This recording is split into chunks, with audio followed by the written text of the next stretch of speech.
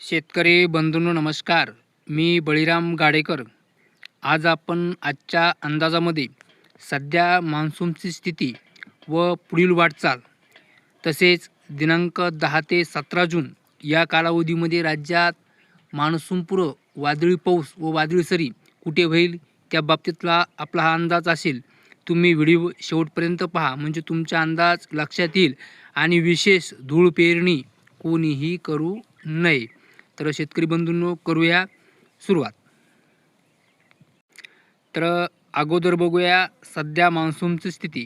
तर शेतकरी बंधूंनो यावर्षी मान्सून अंदमान निकोबार बेटावरती दिनांक 16 मे रोजी दाखल झाला.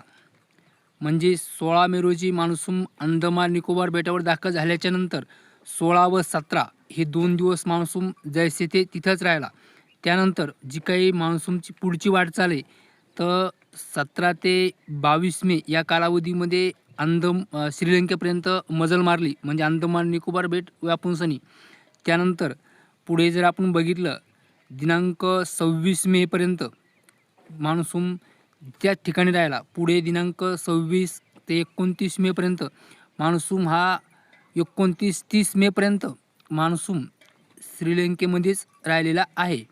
त्यानंतर पुढे मान्सूनने आपली 4 जूनपर्यंत पुढे एकदम 31 मे, 1 जून, 2 जून, 3 जून, 4 जून जर आपण ही जर लाईन बघितली तर 4 जूनपर्यंत मान्सूनने केरळ, तामिळनाडू या राज्यामध्ये आपली मजल मारली.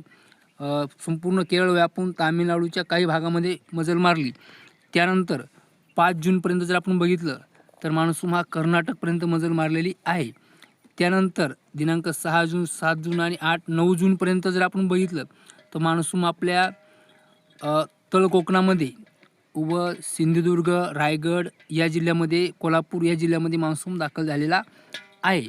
तर पुढील वाटचाल तर शेतकरी बंधूंनो पुढील वाटचाल ही मान्सूनची काही दिवस जैसी ती म्हणजे जागीच थांबणार आहे. तर आता बघूया दिनांक 10 जून ते 17 जून या कालावधीमध्ये राज्यात वादळी पाऊस व वादळी सरी कोण्या जिल्ह्यात होईल ते. तर शेतकरी बंधूंनो जी काही तुम्हाला आता सध्या इथं ही लाल रेषा दिसत आहे तर लाल रेषेच्या आतील जिल्ह्यामध्ये दिनांक 10 जून ते दिनांक 17 जून या कालावधीमध्ये दररोज दुपारनंतर व रात्री बहुतेक ठिकाणी मध्यम ते जोरदार सरी होईल. तर त्यामध्ये जिल्हे आहेत गडचिरोली, गोंदिया, भंडारा, चंद्रपूर, काहीसा यवतमाळचा भाग, नांदेड, लातूर, धाराशिव, सोलापूर, सांगली, कोल्हापूर, सिंधुदुर्ग, रत्नागिरी, साताऱ्याचा काही भाग, रायगड, पुणे, ठाणे, पालघर तसेच नाशिकची पश्चिम साईड या जिल्ह्याचा समावेश आहे. तर या जिल्ह्यामध्ये दिनांक 10 जूनपासून ते दिनांक 17 जूनपर्यंत रोज दुपारनंतर व रात्री बहुतेक ठिकाणी वादळी वाऱ्यासह मध्यम ते जोरदार पाऊस आपल्याला पाहायला मिळेल. यामध्ये जर मान्सूनचा पाऊस जर बघितला तर मान्सूनचा पाऊस रत्नागिरी, सातारा, सांगली, कोल्हापूर, सिंधुदुर्ग तसेच काहीसा सोलापूरचा भाग या जिल्ह्यामध्ये आपल्याला पाहायला मिळेल.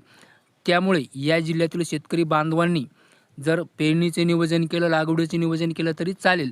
मात्र उर्वरित जिल्ह्यामध्ये सोलापूर, धाराशिव, लातूर, नांदेड या जिल्ह्यामध्ये ज्यांच्याकडे पाण्याची व्यवस्था आहे त्यांनी लागवड केली तर चालेल. पण ज्यांच्याकडे पाण्याची व्यवस्था नाही, नुसतं निसर्गाच्या भरोश्यावर, ते कोणीही लागवड किंवा पेरणी करू नये. तसेच राज्यातील उर्वरित जिल्ह्यामध्ये सुद्धा कोणीही लागवडीची व पेरणीची घाई करू नये. इकडे पालघर, ठाणे, रायगड या जिल्ह्यामध्ये लागवड पेरणी केली तरी चालेल. तर पुढे तुम्हाला जी काही आता ही पिवळी रेषा दिसत आहे, एक मिनिट,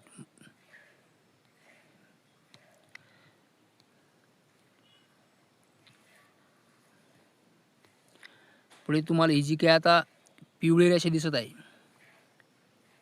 ही पिवळी रेषा, त्या पिवळ्या रेषेच्या आतील जिल्ह्यामध्ये जर पिवळ्या रेषेच्या आतील जिल्ह्यामध्ये जर बघितलं आपण नागपूर तसेच भंडारा आहे, चंद्रपूरचा काही भाग आहे, यवतमाळ, वर्धा तसेच हिंगोली, परभणी, काहीसा सोलापूरचा भाग आहे, धाराशिवचाही भाग आहे, पुणे, अहिल्यानगर, नाशिक या जिल्ह्याचा समावेश आहे. या जिल्ह्यामध्ये एक बहुतेक ठिकाणी मध्यम पावसाची शक्यता आहे. दररोज दुपारनंतर व रात्री वादळी वाऱ्यासह दिनांक 10 जून ते 17 जून या कालावधीमध्ये. तर आता बघूया उर्वरित जिल्ह्यामध्ये काय कंडिशन राहील ते. तर तिथं आपण हिरवी रेषा देऊ. तर ह्या हिरव्या रेषेच्या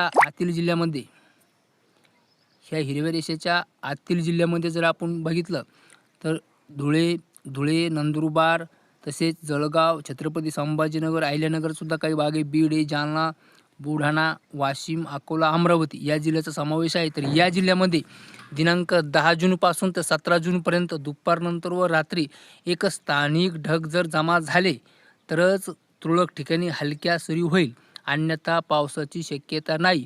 या जिल्ह्यामध्ये तर कोणीही धूळ पेरणीची घाई करू नये.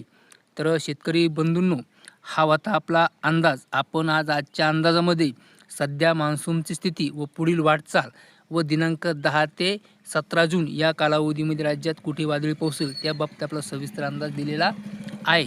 तर आज इतकेच. नमस्कार.